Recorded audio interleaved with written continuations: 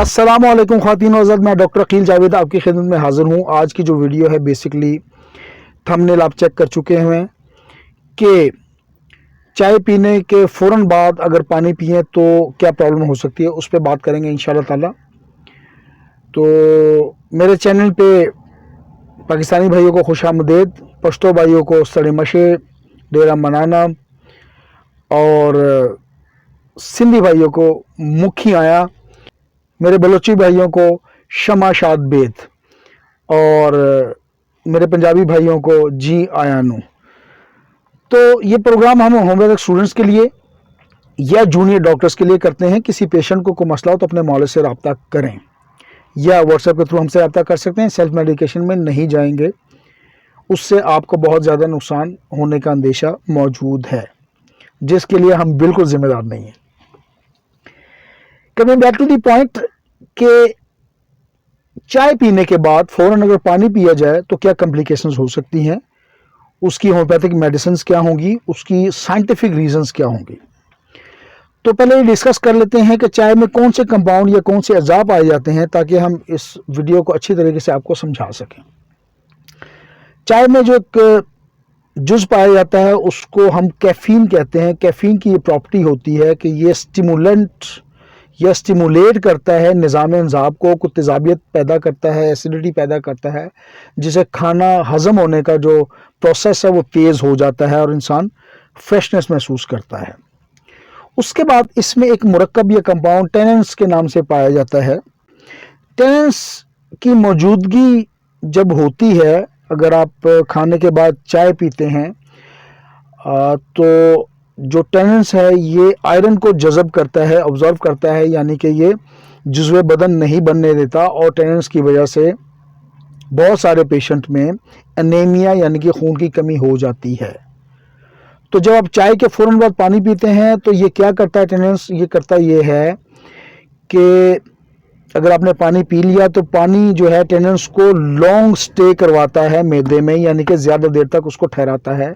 जब मैदे में ज़्यादा देर तक टेनेंस ठहरेगा तो टेनेंस फौलाद को जिस्म के हिस्से से जज़ब करेगा या जुज़्वे बदन नहीं बनने देगा, तो इस वजह से ख़राबी पैदा कर सकता है। तो ये है इसकी फ़िलॉसफी। उसके बाद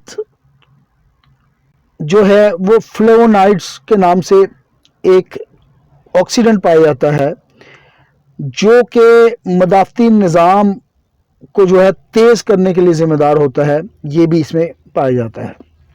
तो ये तीन चीज़ें चाय में पाई जाती हैं और इसको मेरा ख्याल है मैं आपको समझा पाया हूँ। अगर इसमें फिर भी कोई प्रॉब्लम रह जाए तो आप वॉइस नोट के थ्रू या कमेंट सेक्शन में ओपन है, आप इसको देख सकते हैं।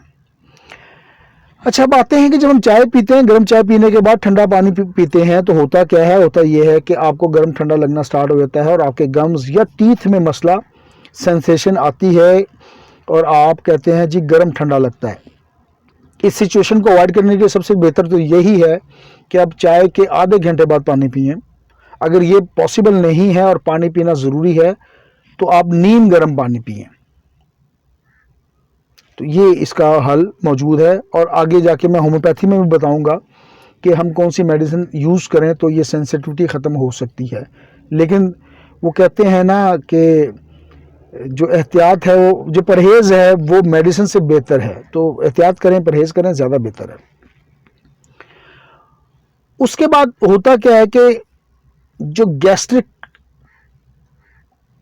एसिड्स हैं, तेज़ाबियत है, इसको पानी कम कर सकता है। कि जैसे मैंने बताया कि टेनेंस की मौजूदगी जब मैदे में होती है तो वो जो आयरन है उसको एब्जॉर्ब कर जाता है, तो गैस्ट्रिक एसिड्स कम कर सकता है पानी। इसकी वजह से आपका निज़ाम जो है स्लो हो सकता है। उसके बाद आयरन डेफिशिएंसी मैंने आपको बता दिया कि इसके मसाइल हो सकते हैं, एनीमिया का पेशेंट प्रॉब्लम में आ सकता है, तो इसको आप अवॉइड करें। अब करना क्या है, करना ये है कि होम्योपैथी में 3 मेडिसिन सर दर्द ऐसी मौजूद हैं जो इस प्रॉब्लम के लिए बड़ी अच्छी हैं। इसमें नक्स वामिका मौजूद है। अगर आपको ऐसा कोई मसला हो, कोई सेंसिटिविटी महसूस हो और कोई आयरन डेफिशिएंसी महसूस हो, तो नक्स को आजमाएं। नक्स का पेशेंट जो होगा उसकी अलामत ये हैं कि वो बैठने का ज़्यादा काम करता होगा, उसकी हिलजुल कम होती है, थोड़ा सा नशे का आदी यानी कि सिगरेट स्मोकिंग, विस्की और इस किस्म के मामलात में इन्वॉल्व होता है, जंक फूड ज़्यादा इस्तेमाल करता है। उसके बाद नक्स को आप 30 में यूज़ करवाएं, TDS करवा लें सुबह दोपहर शाम। 5 से 7 कतरे ओरल यानी कि मुंह के ज़रिए ले सकते हैं, या 8 से 12 कतरे थोड़े से पानी में ले लें और सुबह दोपहर शाम इस्तेमाल करें, इंशाल्लाह बेहतरी आएगी। उसके बाद लाइकोपोडियम एक अच्छी मेडिसिन है। लाइकोपोडियम के पेशेंट में आपको मैदे के मसले मिलेंगे और इसमें जो है गैसेस ज़ाहिर इन्वॉल्व हैं, पेट के दर्द भी बाज़ वक़्त इन्वॉल्व हो जाते हैं। और लाइकोपोडियम का जो पेशेंट होता है ना, उसका एतमाद मेरी तरह बहुत कम होता है, यानी कि वो एहसास कमतरी में मुब्तला होता है, उसका कॉन्फिडेंस लेवल कम होता है। तो ऐसा कोई पेशेंट आपको मिले जिसकी गैस्ट्रिक इशू हो और चाय पीने के बाद पानी उसके लिए मसला पैदा करे, तो उसको आप कंसीडर करें लाइकोपोडियम को। 30 में सुबह दोपहर शाम TDS कर लें। 5 से 7 कतरे थोड़े से 5 से 7 कतरे ओरल ले लें, या 8 से 12 कतरे थोड़े से पानी में ले लें।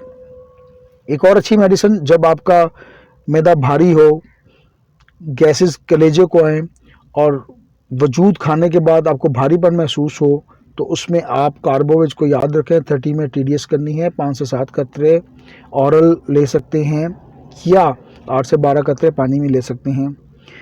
तो ख़वातीन हज़रात, ये वो चीज़ें हैं जो छोटी छोटी हैं, बाज़ औक़ात हमें पता होती हैं, बाज़ औक़ात नहीं पता होती। तो मेरा चैनल AJ हेल्थ TV आपके लिए मौजूद है, यूट्यूब का चैनल है, इसको सब्सक्राइब कर दें ताकि आपको इस किस्म की वीडियोस आती रहें। मेरा ताल्लुक़ पाकिस्तान से है और लाहौर से मेरा ताल्लुक़ है। 409 उसामा ब्लॉक नेस्टर कॉलोनी मेरे क्लिनिक का एड्रेस है। So thank you very much for watching my YouTube channel. This is doctor Aqeel Javed. This is the time to sign off. Thank you once again, all of you, love you. Please subscribe the channel. Allah हाफिज़।